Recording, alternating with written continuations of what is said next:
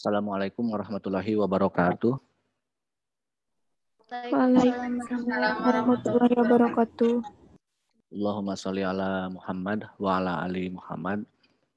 La haula wala quwata illa billah. Rabbi shrahli sadri wa yassir li amri wahlul 'uqdatam min lisani yafqahu qawli. Amma ba'du. Alhamdulillahirabbil alamin. Pada pagi hari ini kita bisa kembali bertemu dalam perkuliahan pendidikan kewarganegaraan. Sudah memasuki akhir-akhir ya, pertemuan ya. Mudah-mudahan tidak menyurutkan semangat kita dalam menempuh ilmu dan beribadah ya, kepada Allah Subhanahu wa taala, Tuhan yang Maha Esa. Oke, untuk kelas C ini hari Jumat. Kalau hari Kamis pagi kalian ada kuliah nggak? Sampai jam 10?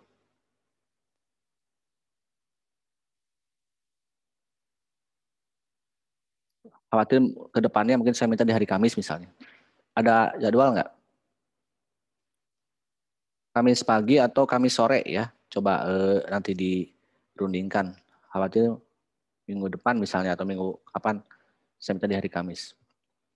Oke, sekarang kita lanjut sebagaimana mekanisme perkuliahan ya. Saya sudah menyimak beberapa pertanyaan dan presentasi dari kelompok 7 ya tentang hak asasi manusia. Silakan untuk teman-teman, namanya di sini Winda Hernida. Hadir, Pak. Terus juga Sari Ulfah. Hadir, Pak. Saru atau Sari ini? Ini tipe ya di YouTube-nya. Betul Sari atau Saru? Terus Sari, Pak. Nurdian Dini. Hadir, Pak. Dan Lia Nur Aini. Hadir, Pak. Oke, teman-teman yang lainnya sebisa mungkin untuk tetap standby ya di perkuliahan. Jiwa dan raganya juga ada gitu ya. Bukan hanya jiwa, tapi raganya pun ada di depan laptop ataupun depan HP-nya. Dan sebisa mungkin kalau memang tidak ada kendala teknis, diusahakan ya, saya meminta untuk di on cam. Atau diatur lah ya. Tapi yang lebih baik di on cam kan sebagaimana etika perkuliahan.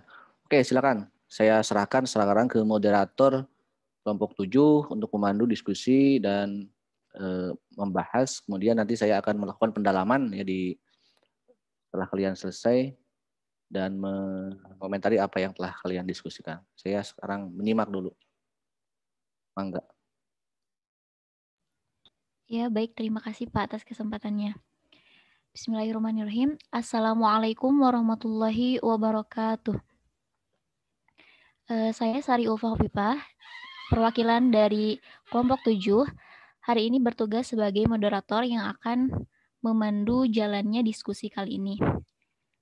Sebelumnya, saya perkenalkan dulu rekan-rekan saya. Ada Winda Hernida, kemudian ada Nurdi Andini, dan juga Lia Nur Aini.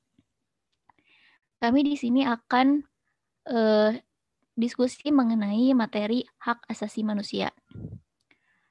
Dari video yang kami unggah di YouTube, penjelasannya terdapat beberapa pertanyaan yang dilontarkan oleh teman-teman kami yang akan kami bahas dan diskusikan sama-sama pada kesempatan kali ini. Baiklah, untuk mengefektifkan waktu, kita mulai saja kepada pertanyaan pertama yang disampaikan oleh Yulis, kemudian akan dijawab oleh rekan saya Winda Hernida. Kepada Winda, saya persilakan. Baik, terima kasih moderator. Izin menjawab pertanyaan Yulis.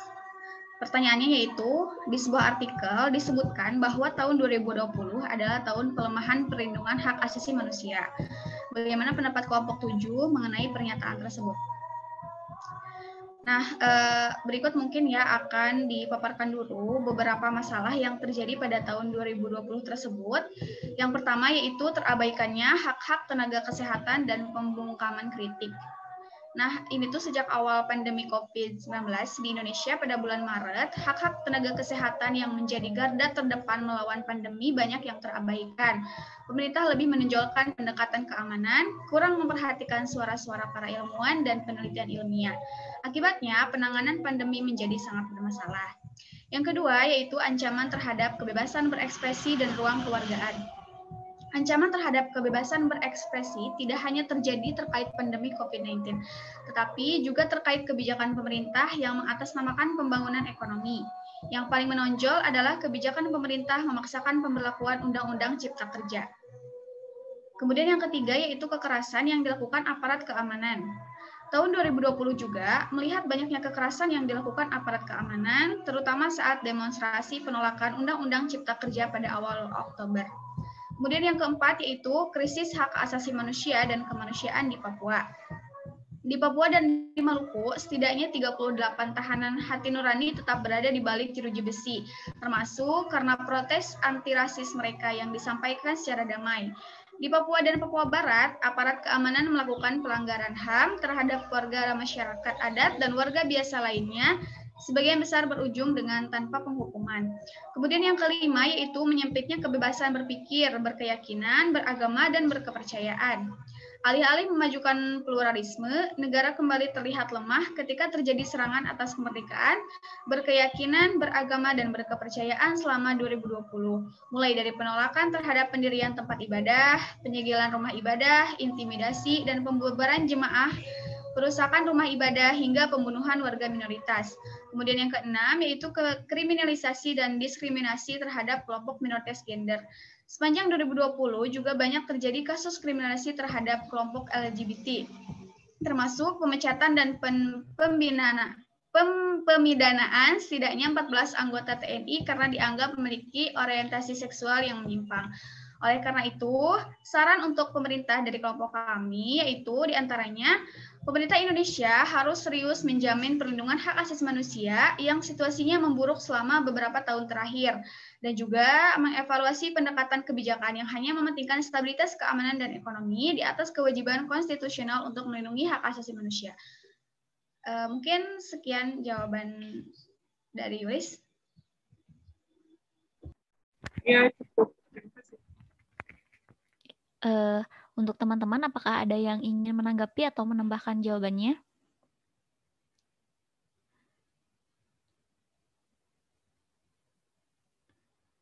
Jika tidak ada, saya lanjutkan kepada pertanyaan kedua yang disampaikan oleh Lutfi Rovina, akan dijawab oleh rekan saya, Lia.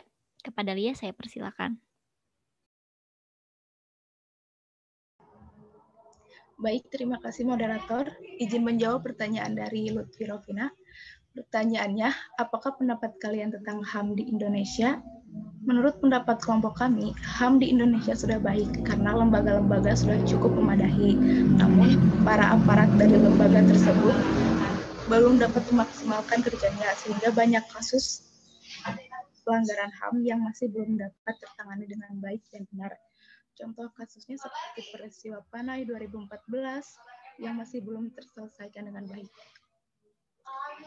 Demikian jawaban dari kami. Ya, terima kasih atas jawaban. Ya, baik. Terima kasih Lia atas jawaban yang disampaikannya. Dari teman-teman, apakah ada yang ingin menanggapi jawaban dari kelompok kami?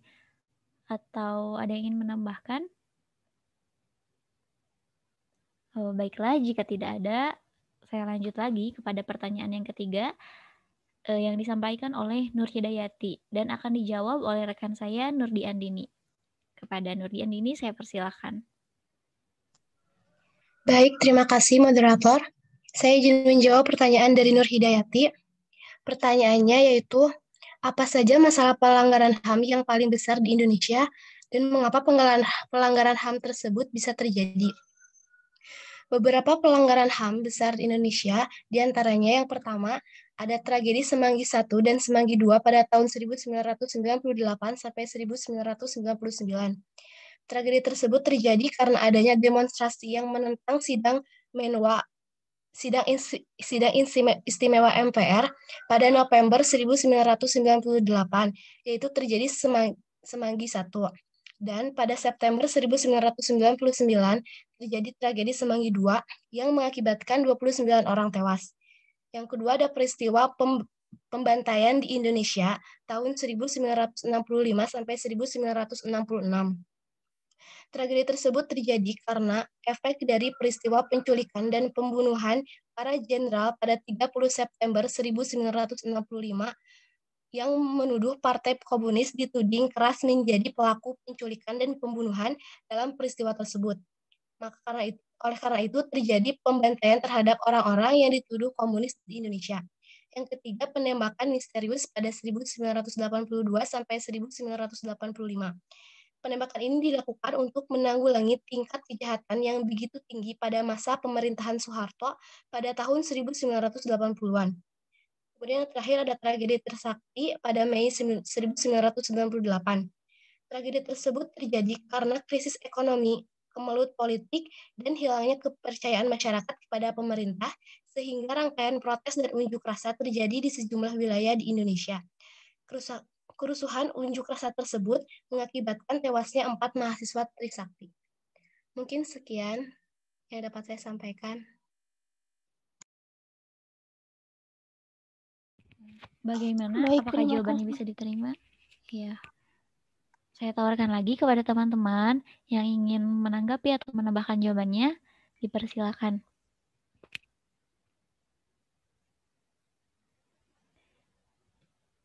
Baiklah, mungkin tidak ada ya. Jawabannya sudah cukup. Kemudian saya akan lanjut kepada pertanyaan selanjutnya yang disampaikan oleh Dina. Dan akan dijawab oleh saya sendiri. Pertanyaannya,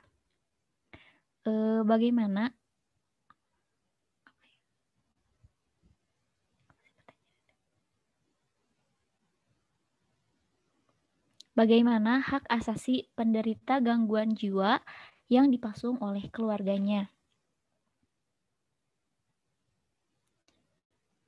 Nah, mengenai perlakuan terhadap orang yang memiliki gangguan jiwa dengan cara dipasung, itu bisa dianggap sebagai pelanggaran hak asasi manusia, karena pada dasarnya setiap manusia berhak untuk hidup bebas, sebagaimana yang sudah diatur oleh undang-undang. Kemudian juga, di dalam pasal 9 Undang-Undang Nomor 39 Tahun 1999 tentang hak asasi manusia, di mana bunyinya setiap orang berhak untuk hidup, mempertahankan hidup, dan meningkatkan taraf hidup. Kemudian setiap orang berhak hidup tentram, aman, damai, bahagia, sejahtera lahir dan batin. Kemudian setiap orang berhak atas lingkungan hidup yang baik dan sehat.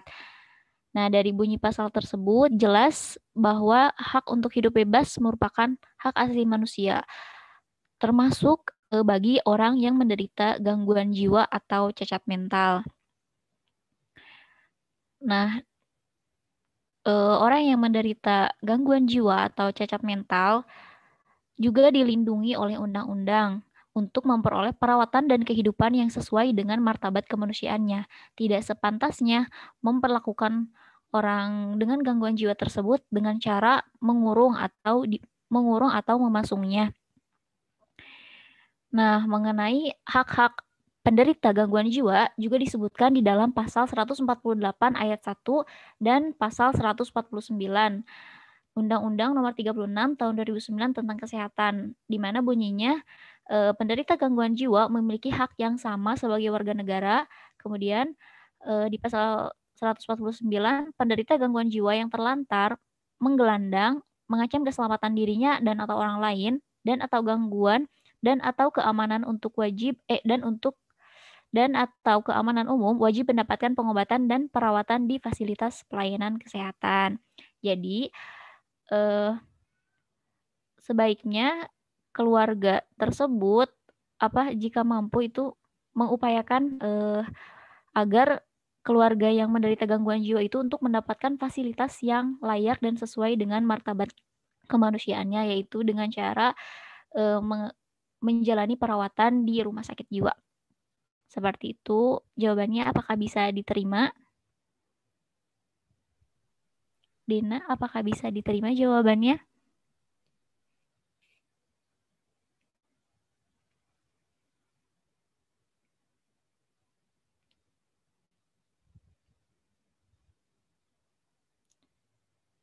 Dari teman-teman, jika ada yang ingin menambahkan atau menanggapi jawabannya, saya persilakan.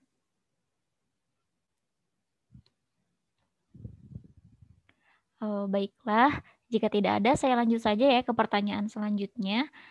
Pertanyaan selanjutnya disampaikan oleh Adila yang akan dijawab oleh rekan saya, Nurdi Andini. Kepada Nurdi Andini, saya persilakan. Baik, terima kasih moderator. Saya izin menjawab pertanyaan dari Adila. Pertanyaannya, apakah hak asasi manusia di Indonesia telah terwujud dengan adil dan benar? Jika iya, berikan contoh hak asasi manusia tersebut. Menurut kelompok kami, hak asasi manusia di Indonesia belum diterapkan secara adil atau merata. Bisa terlihat khususnya di ibu kota kita sendiri, masih banyak orang miskin dan terlantar di pusat kota. Hal tersebut membuktikan bahwa mereka belum mendapatkan kenyamanan dan kesejahteraan. Kemudian menengok catatan sejarah bangsa Indonesia juga banyak sekali kasus-kasus pelanggaran HAM yang sampai sekarang masih belum bisa diungkap. Bahkan banyak di antara kasus-kasus tersebut adalah kasus pelanggaran HAM berat. Namun seolah-olah selalu menjadi perkara yang diestafetkan kepada pemimpin-pemimpin bangsa yang baru. Pada tahun 2009 saja tercatat setidaknya ada 12 kasus pelanggaran HAM berat yang belum selesai, yaitu peristiwa 1965, penembakan misterius, peristiwa Trisakti, peristiwa Semanggi I dan Semanggi II, penculikan dan penghilangan orang secara paksa, peristiwa Talang Sari, peristiwa Simpang KAA, dan lain-lain. Sekian yang dapat saya sampaikan. Bagaimana Adila, apakah bisa diterima jawabannya? Iya, bisa diterima. Terima kasih atas jawabannya.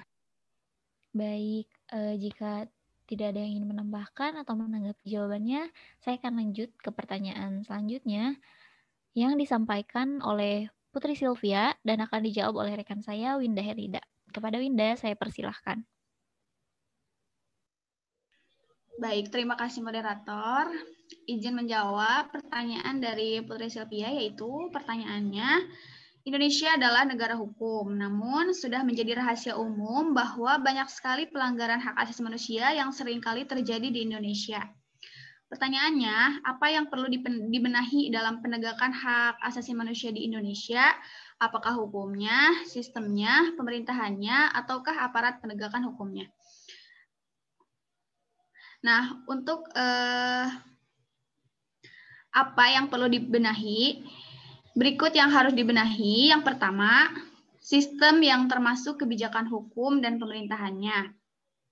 Karena Indonesia bentuk pemerintahannya konstitusional, oleh karena itu sistem atau kebijakan merupakan salah satu unsur penting dalam menegakkan hukum dan hak asasi manusia. Karena di Indonesia seringkali ada tumpang tindih antar hukum satu dengan yang lainnya. Kemudian yang kedua yaitu pemangku kebijakan. Pemangku kebijakan itu merupakan pelaksana pemerintahan dan penegakan hukum. Mengapa demikian? Karena kebijakan atau sistem lahir atas individu pemangku kebijakan. Oleh karena itu, selain daripada sistem yang baik, diperlukan pelaksana sistem dan penegak hukum yang amanah juga sebagaimana kebijakan yang berlaku. Bagaimana, Put? Apakah jawabannya bisa diterima? Bisa, terima kasih. Baik, terima kasih Winda atas jawaban yang diberikannya. Kepada teman-teman, apakah ada yang ingin menambahkan atau juga menanggapi jawaban dari kami? Saya persilakan. Dan jika tidak ada, saya akan lanjut ke pertanyaan selanjutnya, yaitu pertanyaan yang disampaikan oleh Yayang. Di Indonesia pernah terjadi beberapa pelanggaran HAM yang berat. Salah satunya kasus Trisakti. Kasus tersebut sampai saat ini belum terselesaikan. Mengapa kasus tersebut belum terselesaikan? Nah, untuk pertanyaan itu akan saya jawab. Jadi, mengenai pelanggaran HAM berat yang terjadi pada peristiwa Trisakti. Mungkin kejadiannya tidak akan saya detailkan lagi. Jadi mengenai penyelesaiannya bahwa sebenarnya sampai saat ini keadilan mengenai tragedi tersebut masih diperjuangkan, terutama oleh para orang tua korban dan elemen sipil lain yang peduli. Korban tak hanya jatuh pada peristiwa berat tersebut, namun juga tragedi Semanggi 1 dan 2. Setiap Kamis, keluarga korban dan para simpatisan yang peduli dengan penegakan HAM mengenakan baju hitam sebagai tanda duka dan menggelar aksi diam di depan Istana Merdeka. Mereka menuntut agar otak pembunuhan yang masih berkeliaran untuk segera diadili. Kemudian, Menteri Koordinator Bidang Politik, Hukum, dan Keamanan yang saat itu menjabat, yaitu ketika Oktober 2016, yang dijabat oleh Wiranto, mengatakan bahwa kasus pelanggaran HAM yang terjadi di Indonesia, termasuk kasus tragedi Trisakti tersebut, akan diselesaikan secara non-yudisial, yaitu secara musyawarah. Nah, penanganan yudisial ini berbeda dengan penanganan non-yudisial ini berbeda dengan penanganan yudisial, yaitu tidak adanya siapa yang menang atau siapa yang kalah, tetapi saling menguntungkan karena dijalankan dengan cara musyawarah. Padahal kekejaman aparat pada tragedi berdarah di Trisakti dan di tempat lain bagi koordinator Komisi untuk Orang Hilang dan korban tindak kekerasan atau Kontras dan elemen masyarakat sipil lain harus diselesaikan lewat pengadilan HAM demi tegaknya asas keadilan di Indonesia, bukan musyawarah ataupun mufakat. Nah, setahun setelah kejadian, proses hukum memang berjalan dan menyeret 6 terdakwa yang masing-masing dihukum 2-10 bulan. 3 tahun berselang, 9 terdakwa kasus penembakan mahasiswa Trisakti diadili di pengadilan militer dan dijatuhi hukuman 3-6 tahun penjara. Namun, mengutip pernyataan Komnas HAM yang masih diingat sampai kini, para terdakwa yang diadili di pengadilan militer itu adalah pelaku lapangan, sementara pelaku utamanya belum diadili. Jadi, begitu ceritanya mengenai proses penyelesaian kasus Trisakti tersebut. Bagaimana ya, Yang? Apakah bisa diterima? Baik, terima kasih atas jawabannya. Ya, sama-sama. Baiklah, jika dari teman-teman tidak ada yang ingin menambahkan atau menanggapi kembali jawaban yang disampaikan kami, saya akan lanjutkan kepada pertanyaan selanjutnya, yaitu pertanyaan dari Imelda yang akan dijawab oleh rekan saya, Lia. Kepada Lia, saya persilahkan. Baik, terima kasih moderator. Izin menjawab pertanyaan dari Imelda. Pertanyaannya, apakah dalam perang atau konflik HAM masih berlaku? Contohnya, TNI yang sedang mengamankan Papua dituduh telah melakukan pelanggaran HAM terhadap TPNPB. Apakah ada pelanggaran HAM? Nah, jawabannya, tindakan Tentara Nasional Indonesia atau TNI terhadap Tentara Pembebasan Nasional Papua Barat atau TPNPB atau Organisasi Papua Merdeka (OPM) tidak dapat dikatakan sebagai pelanggaran hak asasi manusia atau HAM karena TNI di sini memiliki tugas untuk menyelamatkan warga sipil dari teror dan serangan yang dilakukan oleh TPNPB atau OPM dalam rangka menjalankan fungsi TNI berdasarkan Pasal 6 Ayat 1 Undang-Undang Nomor 34 Tahun 2004 tentang Tentara Nasional Indonesia. Tindakan TNI dapat tergolong sebagai pelanggaran HAM apabila dalam baku tembak tersebut dilakukan di luar ketentuan hukum humaniter yang mengatur tentang perang sebagaimana telah diratifikasi dalam Undang-Undang Nomor 59 Tahun 1958 tentang ikut serta negara Republik Indonesia dalam seluruh konferensi Jenewa tanggal 12 Agustus 1949, di mana melalui ratifikasi ini Indonesia mengakui ketentuan-ketentuan ataupun rambu-rambu dalam berperang. Demikian jawaban dari kami. Apakah puas dengan jawabannya, Imelda? Cukup, terima kasih. Baiklah, terima kasih kepada Lia atas jawaban yang diberikannya. Nah, untuk pertanyaan yang terdapat di kolom komentar YouTube, sudah kami jawab semua ya. Totalnya ada 8 pertanyaan. Apakah dari teman-teman ada yang ingin menyampaikan kembali pertanyaan yang mau didiskusikan di sini?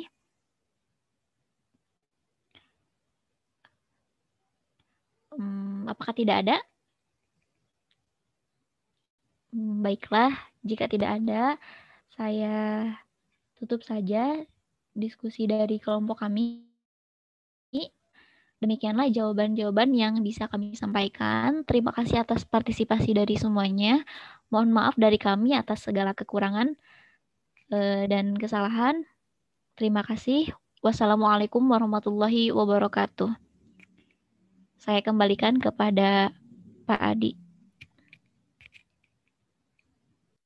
Terima kasih kepada teman-teman semua yang presentasi, yang diskusi, dan yang menyimak. Sekarang giliran saya untuk berbicara. Namun tadi memang dari isi pertanyaannya sudah sangat bagus-bagus gitu ya. Termasuk jawaban-jawaban dari kelompok 7 pun itu sudah sangat mengena gitu kan. Namun tidak ada feedback aja gitu. Jadi semua pertanyaan dijawab. Mungkin karena jawabannya bagus sehingga semua penanya terpuaskan ya. Padahal kalau mau digali sebenarnya boleh misalnya saling balik feedback gitu kan, ketika ada yang tidak setuju itu boleh meminta konfirmasi. Tapi mungkin kelompok 7 ini semuanya alat pemuas ya, karena bisa memuaskan semua penanya. Oke, mengenai HAM ya, dari beberapa pertanyaan sekali lagi ini sudah sangat menggambarkan apa yang harus dicapai dari pembelajaran mengenai HAM ini. Ada beberapa konsepsi HAM ya, dan isu-isu HAM, baik itu konsepsi HAM yang bersifat universal maupun nasional. Ini juga nanti akan ada perbedaannya. Dan yang kedua yang harus kita pahami ulang lagi ya, selain tadi isu-isu dan konsep-konsep tentang hak asasi manusia, kemudian juga hubungan antara hukum ya dan HAM. Karena penegakan hukum dan penegakan HAM itu kadang-kadang itu bisa berbenturan. Ada perbedaan ya. Masalah hukum dan masalah HAM juga ini harusnya kita bisa membedakan ya. Sekali lagi ya, ada persamaan, ada perbedaan antara hukum dan HAM, dan juga dalam hal penegakannya. Minggu lalu kan kita belajar tentang hukum ya, dan bagaimana proses penegakannya dari mulai masalah hukum dan penegakan hukum. Nah hari ini kita belajar mengenai HAM dan bagaimana penegakannya. Sementara ini dua hal yang dipisah ya, dari bab ini kan memang satu bab ya. Saya merancang ini di buku saya itu di dalam dua bab ya, ada hukum ada HAM. Ya. Bahkan dalam Kementerian Negara juga kan ada hukum dan HAM. Ya. Jadi ada perbedaan tapi satu iringan ya. Atau kalau kita mengingatkan kembali pada proses penegakan hukum ya, hukum itu kan dibagi-bagi gitu kan. Ada yang kategori misalnya kalau itu hukum pidana, kejahatan, berarti ada yang disebut dengan pidana umum, ada pidana khusus. Ada peradilan umum, ada peradilan khusus. Nah, peradilan umum kita telah membahas minggu lalu kan, dari mulai polisi, jaksa, peradilan sampai ke Mahkamah Agung. Yang khusus itu kan ada peradilan militer, ada peradilan tipikor ya, korupsi, KPK. Nah, yang ini yang kita bahas, ada peradilan tentang hak asasi manusia. Mohon Anda ingat ya, konsep-konsep tersebut harus bisa membedakan. Pertama yang ingin saya sampaikan bahwa HAM adalah isu universal. Dari awal mula kelahiran HAM tadi sudah dipaparkan oleh kelompok 7 di video presentasinya ya, dari mulai bagaimana perjuangan mempertegakkan hak-hak manusia. Ini hak yang sangat universal ya. Kalau kita lihat kembali kita mengingatkan masa peradaban modern gitu kan, yang ditandai dengan adanya perkembangan iptek lewat sebuah fenomena sejarah yang mengubah kehidupan dunia, yaitu Renaissance ya. Ilmu iptek itu berkembang.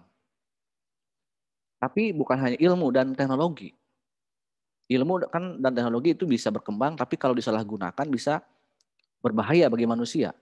Ini saya sering menyampaikan hal ini kan di mata kuliah Pancasila juga. Ilmu kesehatan adalah ilmu yang baik, gitu. Ilmu kedokteran. Tapi kalau disalahgunakan, aborsi misalnya. Nah berarti kalau itu disalahgunakan bisa melanggar HAM gitu kan. Bisa dipakai untuk kejahatan. Makanya selain Renaissance juga ada humanisme. Ya. Nah humanisme adalah konsep yang universal sekali lagi dan itu diawali oleh sebuah perjuangan yang lewat berdarah-darah juga kan. Ada revolusi Prancis, revolusi industri, revolusi Amerika Serikat. Bahkan dari Magna Carta di Inggris ya, perjuangan melawan penindasan raja. Ada raja, ada orang kuat menindas orang lemah. Padahal sama-sama orang kan. Betul, lu punya kasta lebih tinggi sebagai ditakdirkan sebagai raja. Gue ditakdirkan sebagai manusia biasa. Kenapa lu menindas gue? Ya, kenapa orang kuat menindas orang lemah? Padahal kan sama-sama manusia. Makanya ada persamaan hak, gitu kan ya. Nah, humanisme itu mulai berkembang, mulai disadari oleh manusia. Jangan ada lagi dusta di antara kita. Jangan ada lagi penindasan ya.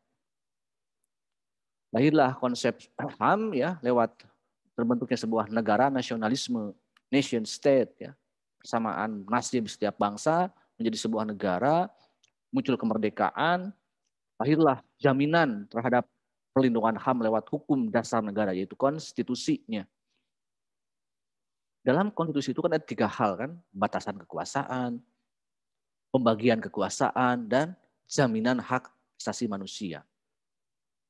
Itulah negara-negara mulai sadar tentang hal-hal itu. Ya. Berkembanglah sebuah konsep negara modern dengan jaminan konstitusi, termasuk kita ya.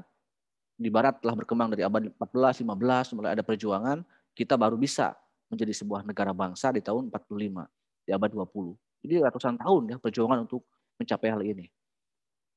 Artinya saat ini kita hidup di tengah-tengah kehidupan yang dijamin oleh negara untuk dilindungi hak-hak manusia ya, hak-hak warga negara sebagai manusia. Tetapi persoalan HAM selesai nggak? Masih ada nggak? Pertanyaan saya.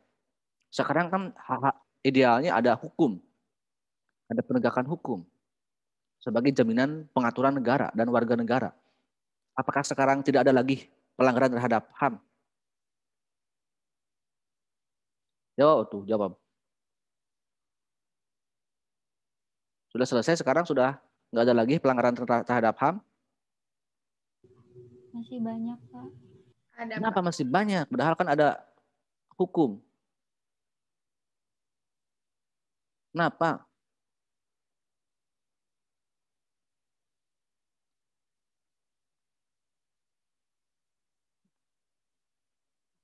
Kenapa masih ada penindasan? Padahal hukum telah menjamin supaya jangan ada penindasan. Kalau masih ada, masih perlu nggak negara dan aturan-aturannya untuk melindungi warga negara? Masih perlu nggak? Atau kalau memang nggak perlu ya udah, nggak usah ada negara, nggak usah ada yang mengatur. Manusia kembali aja ke zaman dulu misalnya, seperti hukum rimba, agok edan gitu misalnya. Halo? Jawab coba. Masih perlu, Pak. Perlu. Oke, kalau masih perlu saya lanjutkan ya. Karena kalau nggak perlu ya udah kita tutup kuliah ini. Kita kembali ke hutan. Oh? Enggak ya. Kenapa nggak mau kembali ke hutan?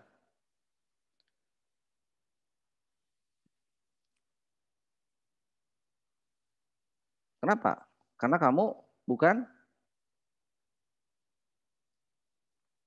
Kenapa kamu nggak kembali ke hutan rimba? Kenapa? Alasannya kenapa?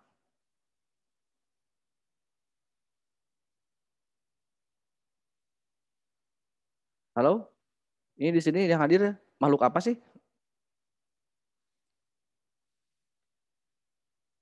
Homo sapien atau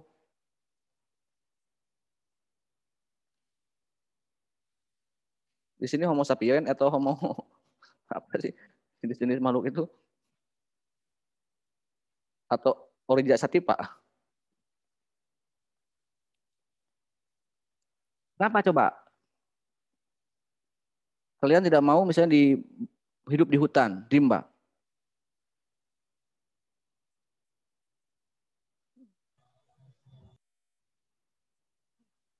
Binda, kenapa kamu tidak mau ke hutan? Banyak hewan buas, Pak. Takut sama hewan. Ya, ya karena kamu mahasiswi kan? Mahasiswi Unsil. Dan saya yakin semua mahasiswi dan mahasiswa di Unsil itu manusia ya. Tidak ada yang kuntilanak, tidak ada yang demit gitu ya. Semuanya adalah manusia. Oke, saya akan menanggapi pertanyaan-pertanyaan tadi mengenai permasalahan HAM ya di Indonesia tahun sangat banyak 2020. Ada beberapa soal dari contoh dari berbagai contoh-contoh. Namun ada yang harus saya kritisi juga nih. Harusnya teman-teman juga mengkritisi diskriminasi terhadap LGBT. Ini terkait dengan konsepsi dan isu-isu HAM ya. LGBT itu manusia bukan? Tolong yang lain bisa on cam ya, bisa kalaupun tidak on cam bisa menyimak. Yang LGBT itu manusia bukan? Manusia, Pak. Manusia. Manusia. Kalian setuju bahwa kalau LGBT itu sekarang didiskriminasi karena tidak diberikan perlindungan oleh negara? Kira-kira maunya apa kaum LGBT itu? Sebagai salah satu bentuk perlindungan HAM terhadap kaum LGBT itu apa? Coba? Mereka meminta apa sih sebenarnya?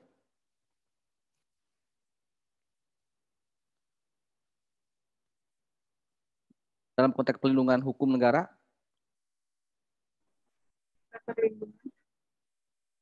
Mereka kan masih bisa hidup, masih bisa makan, masih bisa minum ya. Oke, kalau kita melihat pada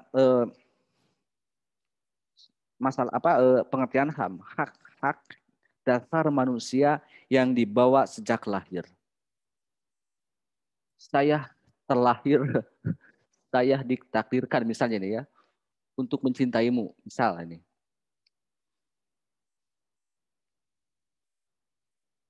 Hak ya, berarti hak untuk mencintai.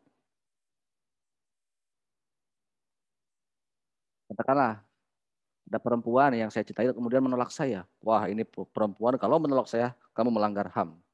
Setuju nggak? Kalau semua perempuan yang menolak saya melanggar HAM. Karena telah mengganggu saya sebagai orang yang bisa mencintai dan dicintai. Setuju nggak? Kalau orang yang menolak itu melanggar HAM orang lain. Kan saya bilang, saya ini terlahir untukmu misalnya.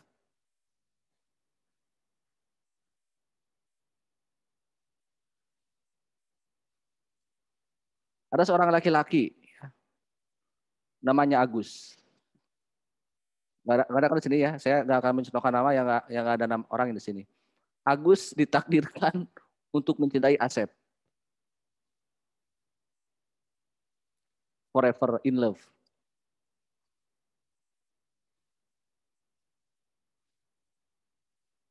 Eis ditakdirkan untuk mencintai Iis.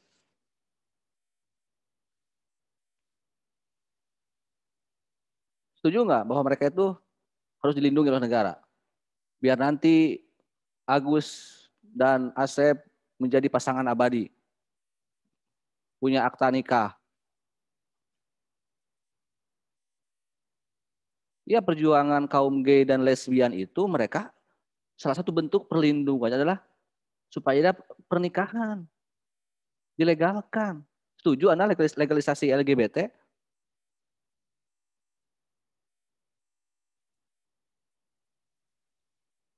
Nah, inilah yang saya maksud perbedaan filosofi antara konsepsi HAM yang universal dengan konsepsi HAM yang ya berlaku di Indonesia.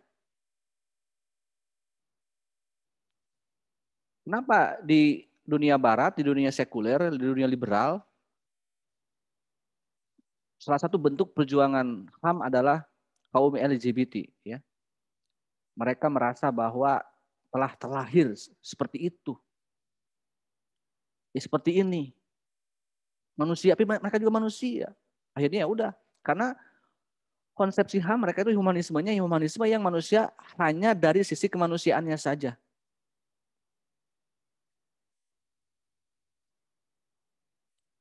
Karena didasari oleh filosofi individualis, ya.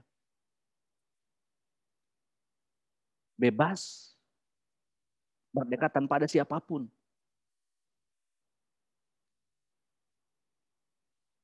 Kenapa misalnya ada orang saling menolong? Kan orang Barat walaupun katakanlah agamanya tidak jelas, tidak beragama, atau tidak taat agama, mereka ada juga orang baik misalnya. Tolong menolong, saling membantu. Karena mereka berpaham humanisme. Saya membantu kamu bukan apa-apa, karena hanyalah sebuah bentuk kesadaran terhadap manusia, sebagai sesama manusia. Enggak lebih dari itu. Sampai ke sana mereka itu ya. Apapun yang mereka lakukan, kalaupun nanti misalnya ada bentuk sebuah regulasi aturan yang dikeluarkan dalam bentuk ideologi negara, mereka berpandangan hukum itu ya manusia, murni, humanisme. Tidak ada campur tangan yang lain. Lepaskanlah dari hukum-hukum, dari intervensi siapapun. Sehingga di beberapa negara liberal, legalisasi LGBT sudah sah ya. Kalau mau menikah, Asep dan Patang itu bisa aja ke Amerika Serikat ya, di sana sudah ada undang-undang pernikahan lawan sesama jenis. Di Belanda, di Prancis, di Australia. Nah di Indonesia ada nggak KUA membuka pendaftaran misalnya pernikahan antara Sumiati dan Njum? Kenapa di Indonesia tidak? Nafis? Rahma, Siti, Saadah, Karina, Rahmalia, Sohibul, Hidayat, Halimatus Syaidah, Gelar Anugrah, Gina Nur Aulia,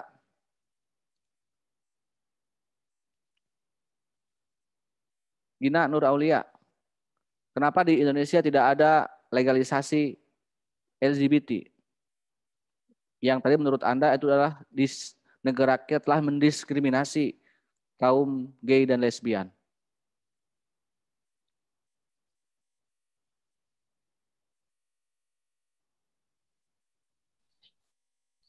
Kalau menurut saya LGBT itu tidak boleh dilegalkan dikarenakan yang pertama itu kita mempunyai keyakinan yaitu agama, dan dalam agama yang menikah itu adalah berbeda jenis gitu, jadi antara laki-laki dengan perempuan. Jadi tidak ada yang sesama jenisnya seperti itu, Pak. Ya. Jadi itu yang harus Anda pahami. Apapun ya alasannya, betul ya Mbak, itu adalah bentuk mungkin aja bisa HAM ya. Tapi dalam pandangan agama ya,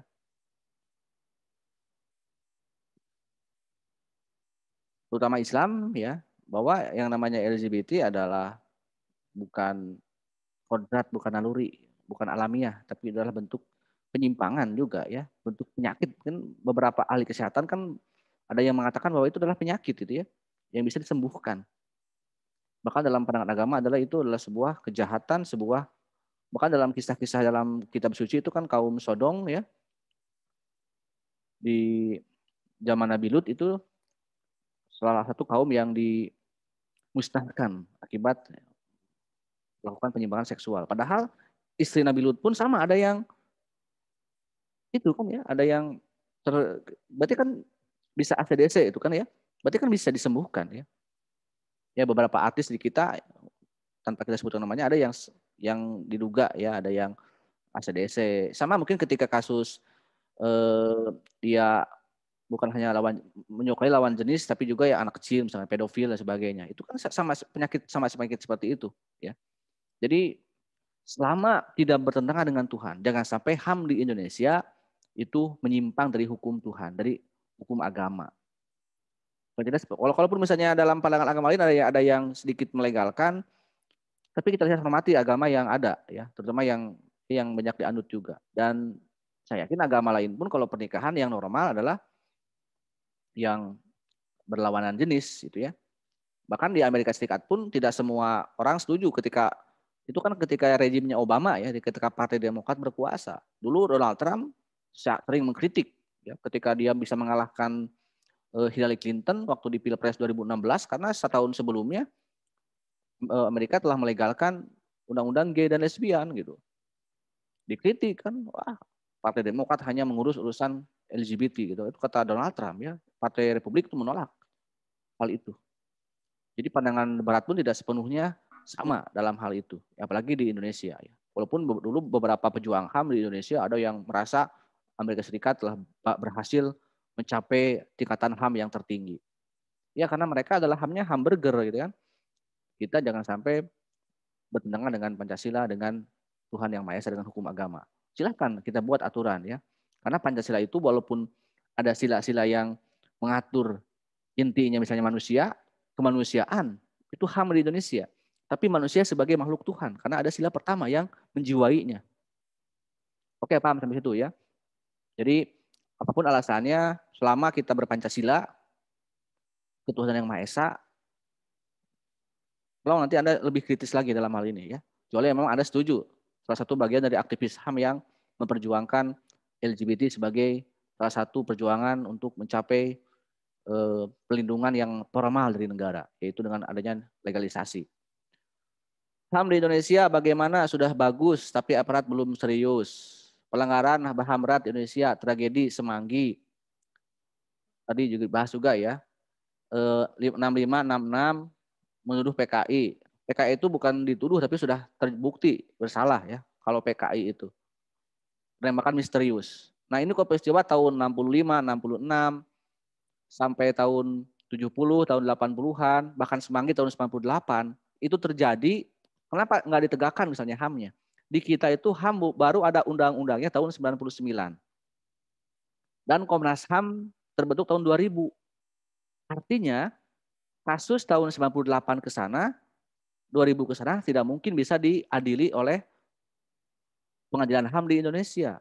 Paling bisa dibawa ke, tadi kalau 65 kan ada peradilan militer ya. Kalau perlu memang itu bisa dibawa ke pengadilan internasional. Tapi kita ya nggak malu juga misalnya itu kasus yang harus. Tadi juga ada beberapa kasus dalam hal rekonsiliasi. Ya. Tadi kalau tragedi Trisakti tadi Anda bilang Wiranto meminta rekonsiliasi non yudisial katanya ya. Ingat Wiranto itu tahun 98 sedang menjabat Panglima ABRI, merangkap Menko Polhukam ya, Menhan dulu ya apa? Menhankam, Pangab. Dan 2016 dia diangkat lagi oleh Jokowi kan.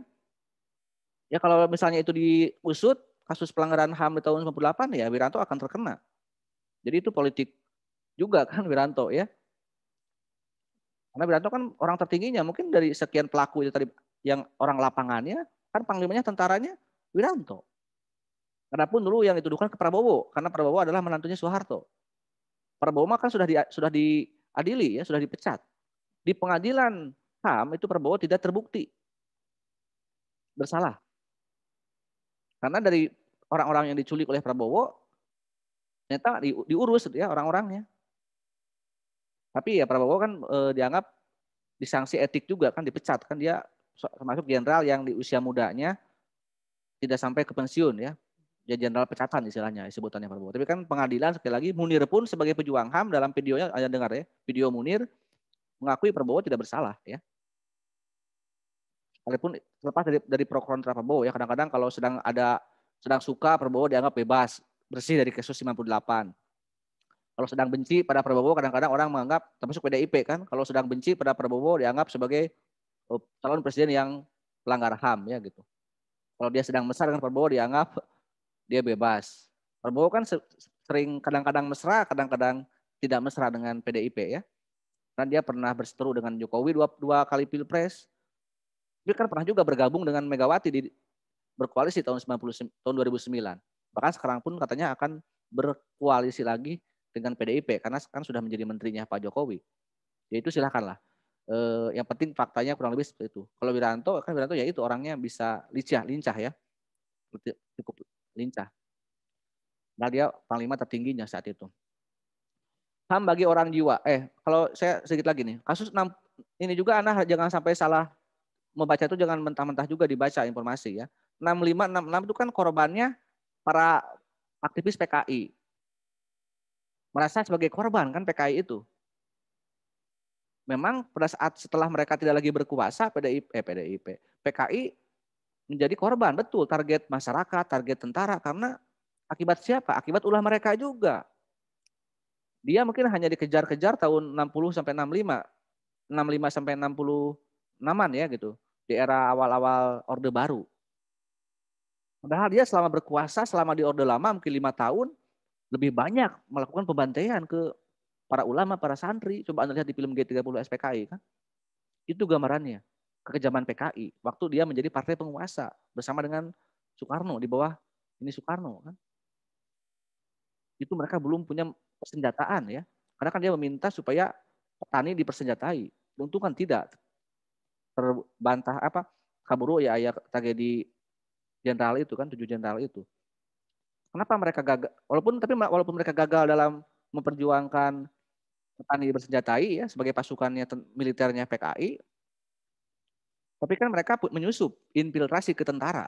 Ya Cakrabirawa kan, untung yang menjadi komandan itu kan salah satu orang yang dikader oleh aktivis PKI. Jadi itu juga harus fair ya.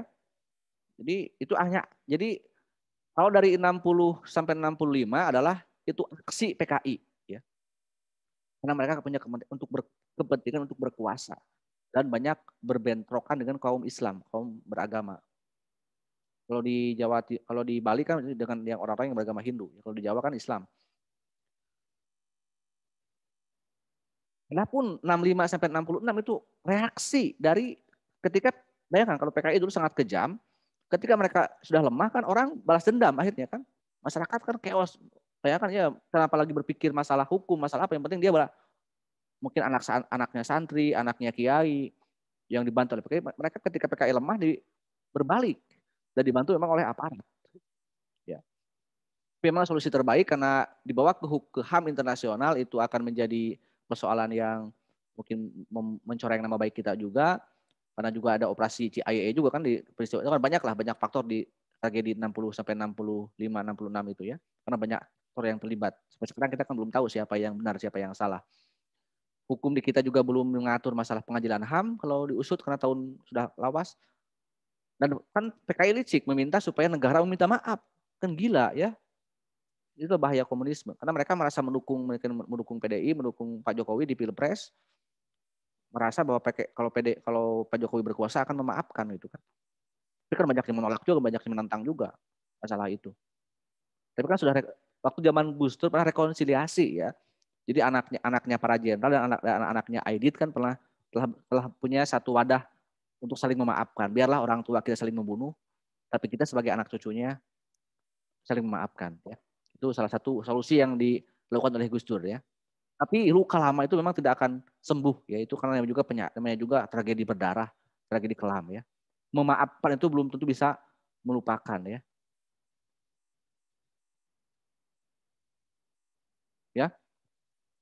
Saya mungkin memaafkan semua kesalahan kamu. Tapi saya tidak bisa melupakan betapa sakitnya hati ini ketika dihianati oleh kamu. Ya sama lah seperti itu kurang lebih. Perang ya.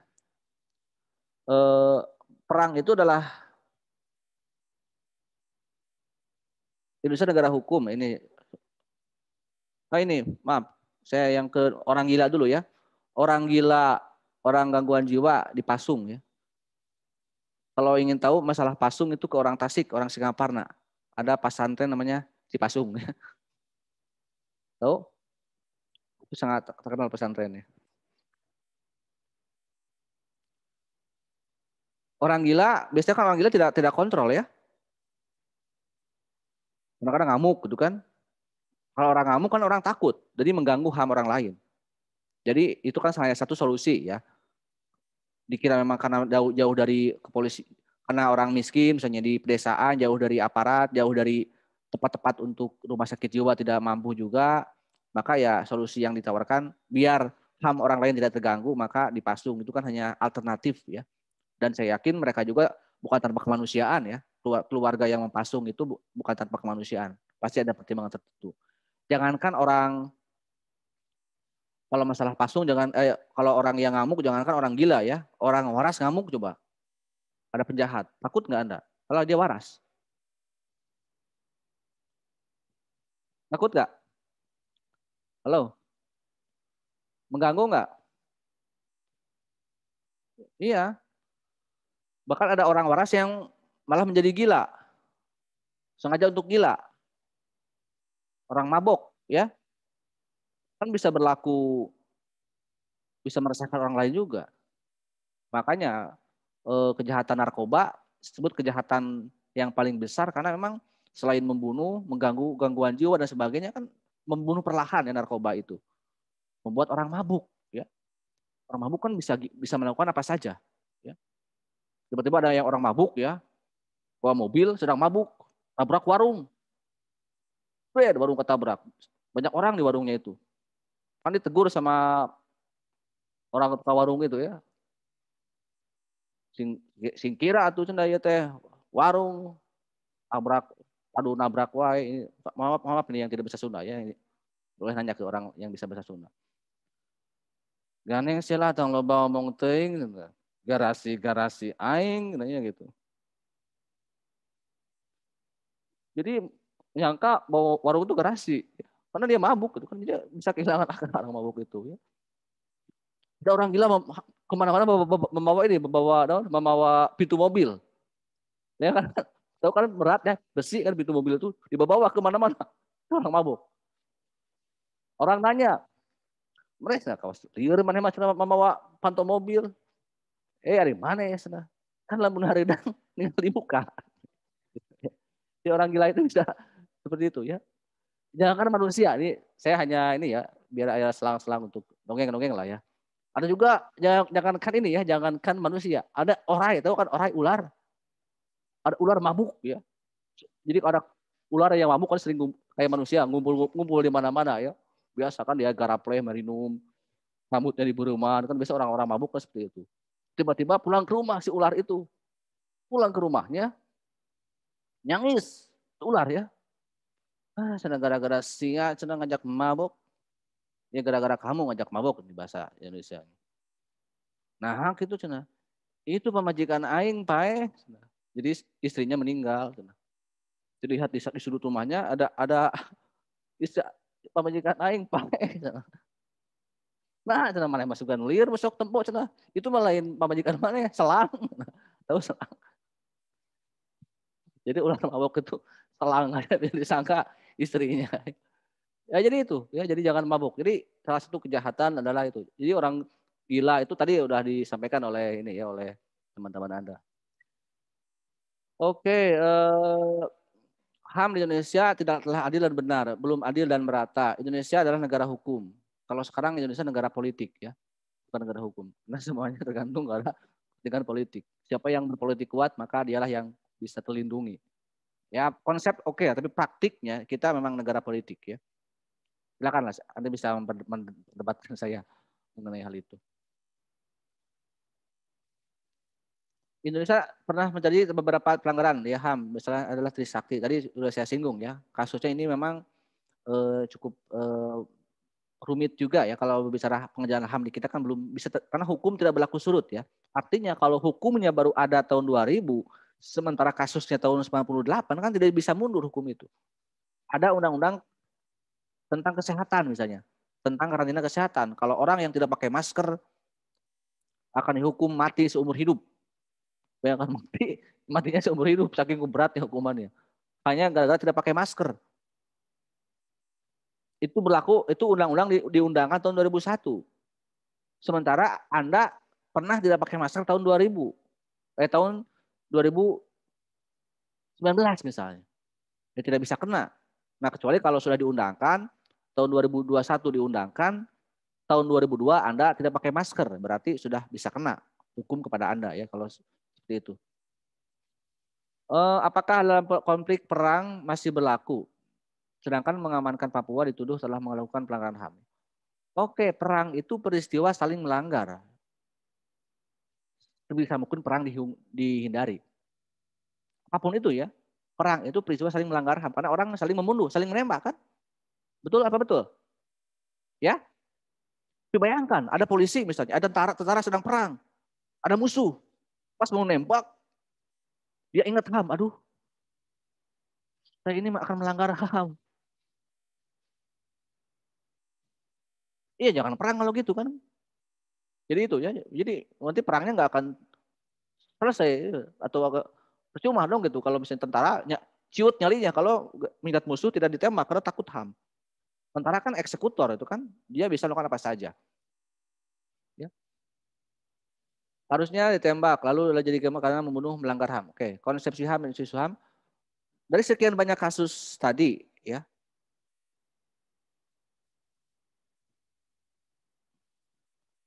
apa sih perbedaannya antara penegakan antara kasus hukum biasa dengan kejahatan HAM yang bisa dibawa ke pengadilan HAM atau ke Komnas HAM? Oke, saya kasih waktu 1 menit ya Anda berpikir. Apa perbedaannya antara kasus pidana HAM dan pidana umum?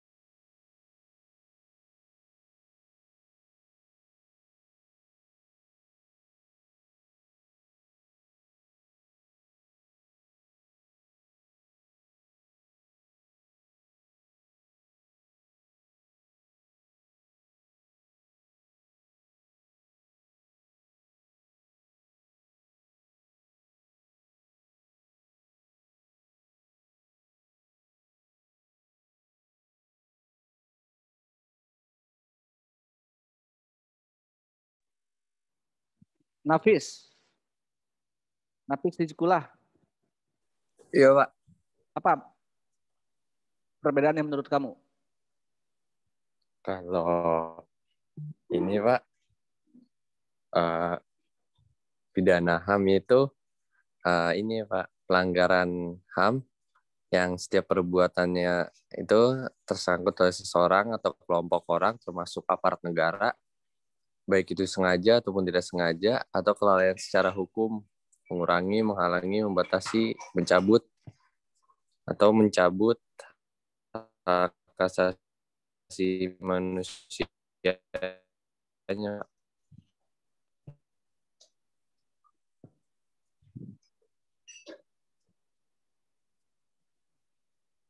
Oke, saya mau kasih contoh ya. Ini bagi teman. Oh, terima kasih Nafis. Contoh dari pelanggaran HAM itu adalah ada kasusnya, ada kasus pembunuhan. Orang membunuh itu melanggar HAM tidak? Coba, Harina. Orang membunuh melanggar HAM tidak? Prinsipnya ya, orang dibunuh. Harina, Hemilia. Ada? Lutfi Rovina.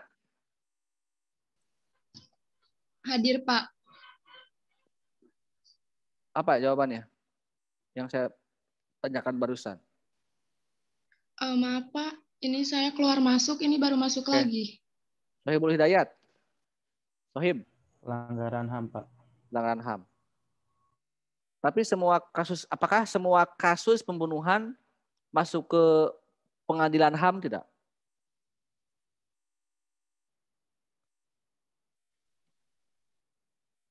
Putri, Regi.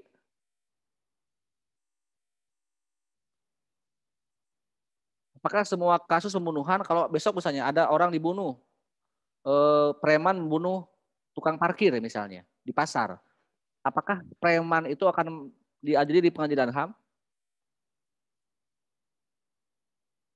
Iya, Pak. Iya. Betul nggak? Coba Anda cross check ya. Coba yang lain, misal barangkali Damendara Olivia Bangun. Iya Pak. Menurut kamu apa jawabannya? Kalau kayak gitu biasanya ditindak pidana, Pak. Padahal membunuh adalah melanggar HAM kan? Iya Pak. Tapi kenapa tidak semua pembunuhan masuk ke pengadilan HAM kan gitu? Lalu pembunuhan bagaimana yang masuk ke pengadilan HAM? Kan begitu. Jadi prinsip hukum dan HAM itu sama ya. Semua pelanggaran hukum adalah pelanggaran HAM. Tapi tidak semua perkara hukum itu akan menjadi perkara HAM. Jangankan pelanggaran kan, Anda sepakat ya bahwa semua pelanggaran, semua bentuk kejahatan adalah bertentangan dengan HAM, dengan hak asasi, membunuh, mencuri, merampok, mengejar narkoba. Tapi kan tidak semuanya masuk ke pengadilan HAM. Tapi prinsipnya adalah melanggar ya, atau bertentangan dengan HAM. Jangankan kejahatan, sanksi hukum misalnya. Coba Nurdiandi ini apa sanksi hukum itu contohnya? Orang dihukum itu biasanya apa sanksinya?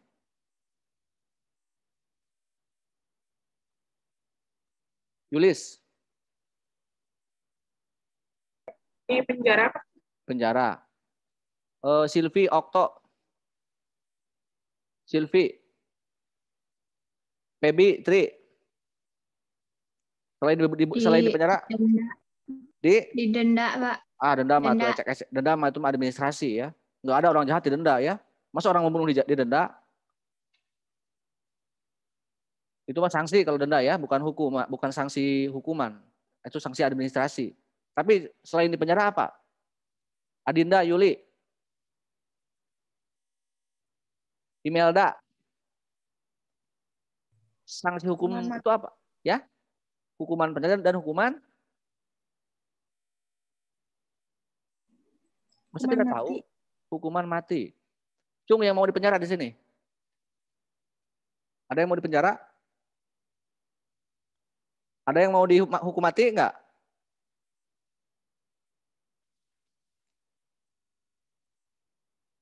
Kenapa tidak mau di penjara? Kan nggak salah, Pak. Bukan masalah. Orang yang salah mau nggak di penjara? Coba tanya. Anda bersalah katakanlah, mau nggak di penjara? Nggak mau. Ya nggak mau kan? Saya yakin orang yang telah melakukan kejahatan lalu di penjara, dia tidak mau di penjara kok, apalagi dibunuh. Karena penjara itu adalah ketika orang di penjara kan dilanggar haknya kan. Jadi begitu. Apalagi dihukum mati. Secara prinsip ya, hukuman itu melanggar HAM.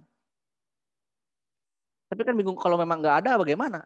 Nah, artinya jadi kalau HAM itu jangan semuanya itu HAM, jangan semuanya itu HAM. Ya. Jadi dalam konteks penegakan hukum, dalam konteks sanksi hukum, HAM dikesampingkan ya gitu. Jadi kalau orang bersalah dihukum mati mau di penjara itu tidak ada HAM di sana. Karena makanya kalau Anda tidak mau di penjara, kalau tidak mau dihukum mati, jangan berbuat melanggar HAM. Jangan berbuat salah. Jangan membuat kejahatan. Karena itu hukumnya sebab akibat. Oke itu ya. Mudah-mudahan Anda bisa paham nih prinsip-prinsip antara HAM, penegakan dan sebagainya. Yang kedua tadi kembali lagi. Apa perbedaannya coba? Hukum HAM dan hukum yang dibawa ke pengadilan umum biasa. Dari pelaku dan korban, ingat ya. Hukum itu pasti ada dua. Peristiwa itu ada pelaku, ada korban. pelaku dari pembunuhan, kejahatan biasa, dan pelaku dari kejahatan yang disebut kejahatan HAM. Apa perbedaannya dari sisi pelaku dulu? Yang pasti sama-sama manusia ya. Karena ini kan ya manusia pasti pelakunya. Tidak mungkin ada Kunti ya. Bahkan dulu ada kasus misalnya, tahu Sumanto? Apa kasusnya coba Dena? Dena Prihatin.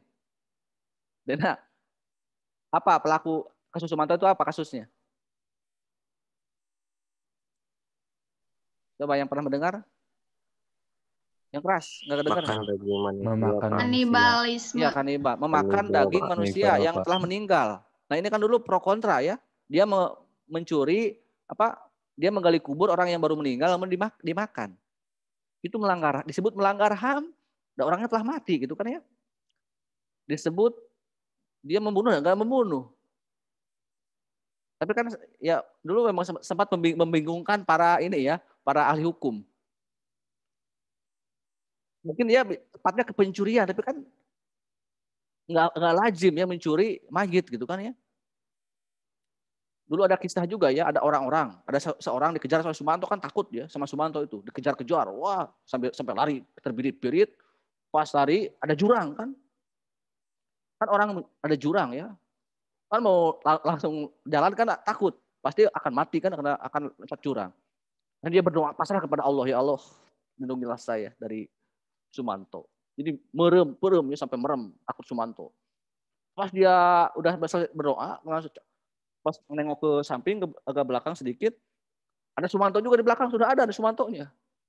Sumanto juga sedang berdoa, sedang begini. Sumanto, kata si orang yang kejar itu, kamu berdoa? Iya, saya sedang berdoa sebelum makan. Di depannya ada santapan gitu ya. Oke, jadi siapa pelakunya? Kalau pidana HAM.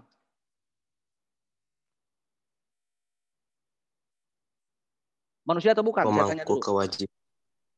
Manusia ya? Manusia atau bukan?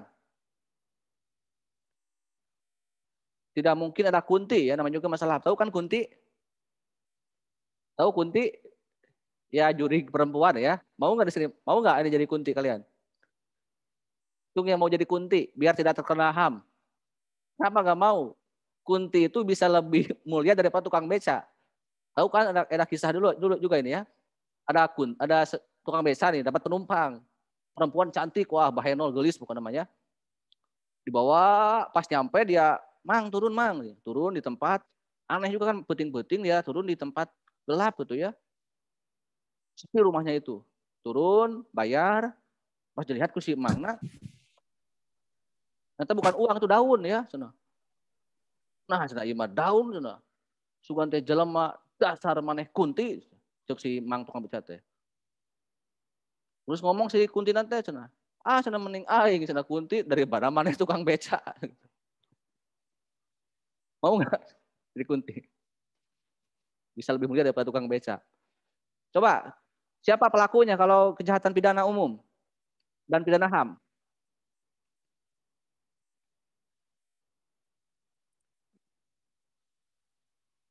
Ini waktu sudah hampir habis, sudah habis Mas, 1 menit. 2 menit terakhir nih. Nanti kalau di ujian saya tanyain ini, Anda harus benar jawabannya gitu. Pelaku dari kejahatan pidana HAM siapa? Kelompok individu, Pak. Individu. Manusia. Iya manusia, bukan Kunti kan? Kalau Kunti mah ya nggak akan ada yang mengusut. Tadi misalnya tragedi Trisakti, tragedi 60-65, orang dibantai, dimusnahkan. Siapa pelakunya biasanya? Mungkin nggak Kunti melakukan penculikan, melakukan genosida misalnya, melakukan pembunuhan massal. Tukang beca misalnya melakukan pembunuhan massal. Mungkin nggak tukang beca? Tukang parkir? Pak izin menjawab, Pak. Ya, gelar. Silakan. Kalau misalnya pelanggaran HAM dilakukan oleh pemangku kewajiban yang seharusnya melindungi HAM, Pak.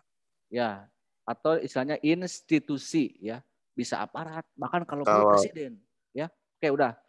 Kalau korbannya siapa? Karena korbannya. Kan tadi perbedaannya, kalau tadi kan kalau pidana biasa itu orang per orang ya, orang saling membunuh, itu pidana biasa. Nah, kalau pelakunya terhadap penduduk sipil, Pak. Ya, terhadap katakanlah jumlahnya dari sisi pelakunya institusi dan korbannya banyak ya, bisa masyarakat, bisa demonstran, bisa komunitas. Misalnya ada orang sedang beribadah, polisi melarang, polisi membantai misalnya orang beribadah, misalnya seperti itu ya. Atau kasus kemarin di kilometer 60 ya. Walaupun akhirnya Komnas HAM mengecewakan juga beberapa tim independen yang menyatakan bahwa kasus tragedi kilometer 60 tidak dikategorikan kejahatan HAM. Padahal menurut tim independen, kata Abdullah Hemanua, Busro Mukodas, Amin Rais, dan yang telah melakukan investigasi independen, itu ada unsur kejahatan HAM berat. Tapi kan ya kita lihat aja ya, Komnas HAM kita sudah melakukan hal itu. Oke teman-teman semua ya, mudah-mudahan Anda bisa paham apa yang saya sampaikan. Kita sampai jumpa lagi minggu depan, mudah-mudahan bisa tetap semangat ya, Anda tidak tetap konsentrasi setiap pembelajaran walaupun sudah memasuki fase-fase akhir. Assalamualaikum warahmatullahi wabarakatuh. Waalaikumsalam warahmatullahi wabarakatuh. Terima kasih Pak.